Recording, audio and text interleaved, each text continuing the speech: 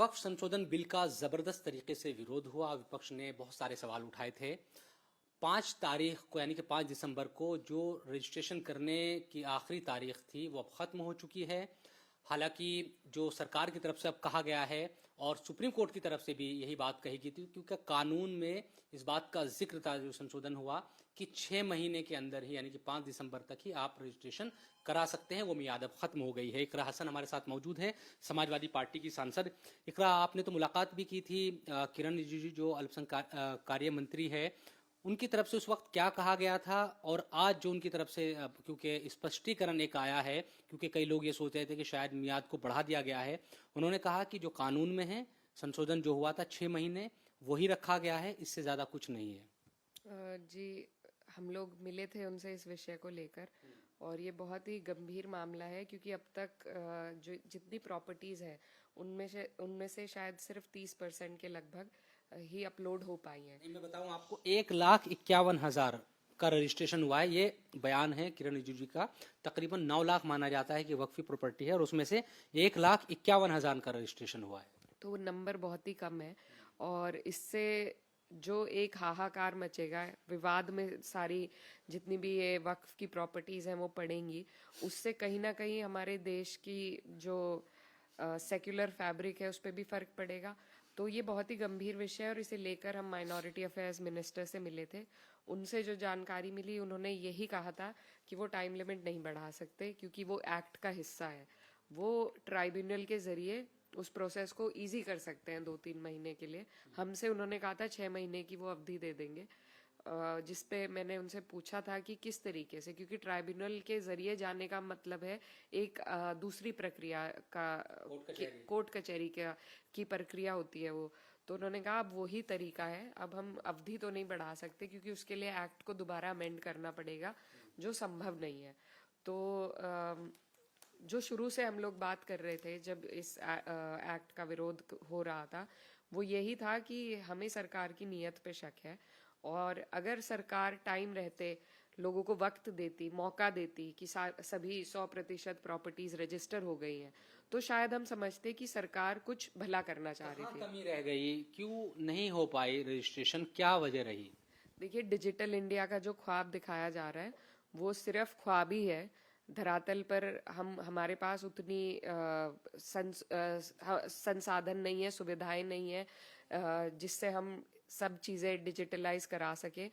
हम खुद संसद का हिस्सा हैं और हमारे जो संसद का पोर्टल है, मैं आप 1.5 साल हुआ है हमें बने हुए, वो भी 3 बार से हमारा अपडेट हुआ है, बदला गया है।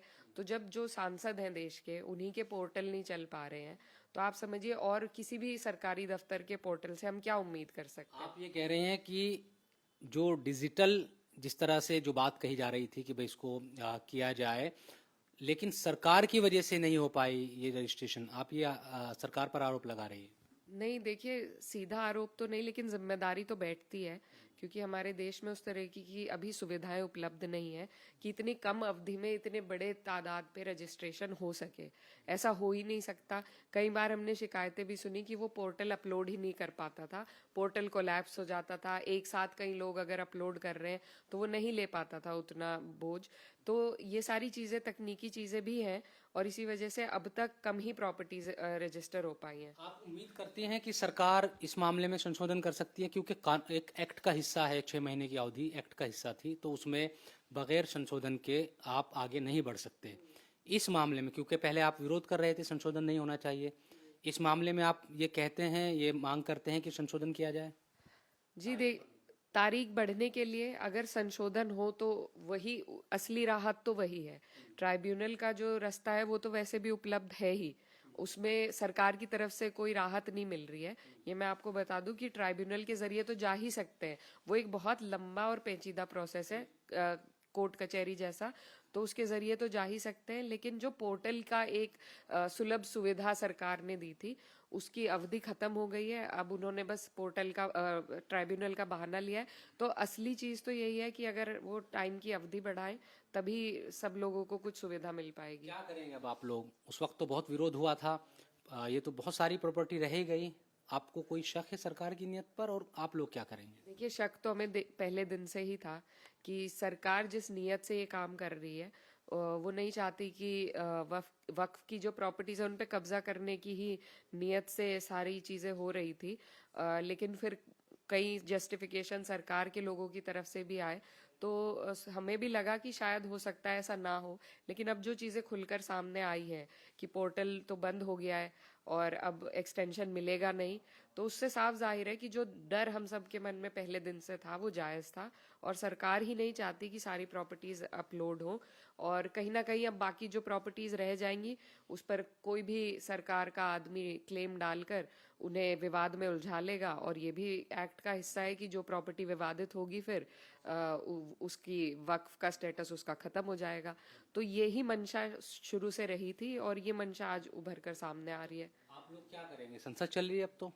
जी, हम लोग संसद में शुरू से ही हमें लगा शायद बात करने से और संसद में इस मांग को उठाने से शायद एक्सटेंशन मिल जाए, क्योंकि एक्सटेंशन कोई इतनी बड़ी चीज़ नहीं है, सरकार चाहे तो दे सकती है। लेकिन बाद में जो जानकारी मिली कि वो एक्ट का हिस्सा इन्होंने बना दिया है वो टाइम पीरियड, तो अब सभी लोग चर्चा कर रहे हैं। पार्टी का जो निर्णय होगा, बाकी लोगों का हम सब बैठकर सिविल सोसाइटी और जितने भी जिम्मेदार लोग हैं कम्युनिटी के, उनसे चर्चा करके मशवरा करके कुछ कदम तो उठाना पड़ेगा, क्योंकि ये तो बहुत बड़ा नुकसान एक हो जाएगा और इसमें सभी लोग विवाद में पड़ जाएंगे, कागजी विवाद में, जो देश के लिए भी सही नहीं है।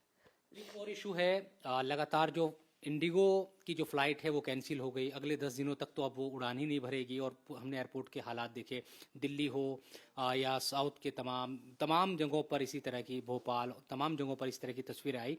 इन चीज़ों को लेकर आप क्या कहेंगे? क्या हालात बिगड़ने के लिए, तमाम हालात, किसको आप जिम्मेदार मानते हैं? देखिए, किसी भी देश में, किसी भी उसमें सरकार की जिम्मेदारी होती है। ये बहुत बेसिक बुनियादी सुविधाएं हैं, ट्रांसपोर्ट, बिजली, पानी, ट्रांसपोर्ट, इन सब के लिए हम सरकार को ही जिम्मेदारी देते हैं, क्योंकि सरकार हमसे टैक्स भी कलेक्ट करती है, डायरेक्ट इनडायरेक्ट टैक्स सरकार लेती है अपने नागरिकों को सुविधा देने के लिए। हमारी सरकार से शुरू से कई बार ये मामला संसद में भी उठा है कि एक कैप लगाया जाए, जो एयरलाइन के प्राइसेस हैं उस पर एक कैप लगाया जाए, लेकिन सरकार ने वो कभी नहीं किया, क्योंकि ये सरकार हमेशा पूंजीपतियों के समर्थन में काम करती है। तो इन्होंने ना तो कभी आज तक प्राइस पे कैप लगाया। आज की ही अगर बात करें तो इंडिया में जो शहर हैं वहाँ की फ्लाइट्स महंगी ज़्यादा है विदेशों के मुकाबले। तो ये बहुत ही एक ऐसी बात है जिससे जो लोग दूर रहते हैं, मान लिए दिल्ली से कोई कोची जाना चाहता है, तो फ्लाइट के अलावा और कोई संसाधन ऐसा नहीं है जिससे वो पहुंच सके। इमरजेंसी भी होती है, ट्रेन है लेकिन जल्दी तो फ्लाइट ही पहुंचा सकती है। तो जब ऐसी बुनियादी चीज़ें हैं जिनकी ज़रूरत आज के वक्त में हम सभी को है, उस पर उसको एक उचित दाम में उपलब्ध कराना ही सरकार की जिम्मेदारी है। और जिस तरीके से आज एक एयरलाइन की फ्लाइट इतनी कैंसिल हुई है, जो सरकार कहती थी कि चप्पल से ही हवाई जहाज़ का आप लोग सब सफ़र तय कीजिए, आज 1-1 लाख का टिकट लेके आम नागरिक कैसे दूर एयरप्लेन का सफ़र तय कर सकेगा? तो ये बिल्कुल सरकार की जिम्मेदारी बनती है। और बहुत अफसोस की बात है कि आज हिंदुस्तान में चाहे हवा हो, पानी हो, ट्रांसपोर्ट हो, डिजिटल इंडिया हो, सब चीज़ें धरातल पर अगर आप उतर कर देखें, सब चीज़ें ध्वस्त है। ये सब नारेबाजी में और एडवर्टाइजिंग में सरकार चलाती है, लेकिन जो ज़मीन पर हालात हैं उन तक वो हालात सरकार को नहीं नज़र आते हैं। बहुत शुक्रिया बात करने के लिए। तो इकरा हसन ने अपनी बातों को रखा। कैमरा पर्सन राजेश्वर के साथ इंडिया टीवी के लिए दिल्ली से मैं शुएब रजा।